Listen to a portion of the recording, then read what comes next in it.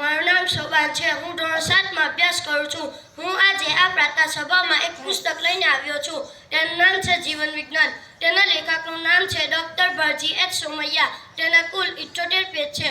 તેમાં ઘણી સારી શીખવા જેવી બાબતો છે. તેમાંથી મને એક બાબત ખૂબ ગમી. તેનું નામ છે વિજ્ઞાન.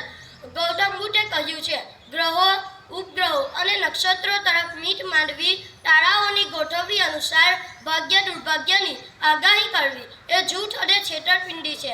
આપણે એમની કોઈ વાત ન માની જે વિશ્વના વિકાસશીલ રાષ્ટ્રોએ સ્વીકારી છે. અંતે પરિણામ સ્વરૂપ આપણે ત્યાં વહેમ અને અંધશ્રદ્ધા ઘર કરી ગયા છીએ. લોકો માનસિક ગુલામ બની જાય છે અને કેટલાક અંધશ્રદ્ધાના નામે કેટલાક ઠગો, બાબાઓ, ફકીરો અને સાધુઓ મનુષ્યને મૂર્ખ બનાવી મોજ મજા કરી રહ્યા છીએ.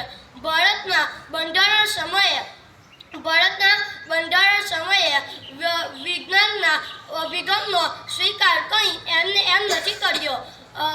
આપણે ભારતમાં વિજ્ઞાનને માનીએ છીએ, વિજ્ઞાનને મારીએ છીએ, પણ વિજ્ઞાનની વિચારસરણીનો ઉપયોગ કરતા નથી. આજે સિગરેટ અને તમાકુના પાકીટ ઉપર ગંભીર ચેતવણી હોવા છતાંય સામાન્ય લોકો તો શું, ડૉક્ટર એન્જિનિયર જેવા ધૂમ્રપાન કરે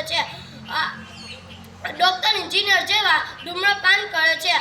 આપણે વિજ્ઞાનને માનીએ અને વિજ્ઞાનને મારીએ અને વિજ્ઞાનની વિચારસરણીનો ઉપયોગ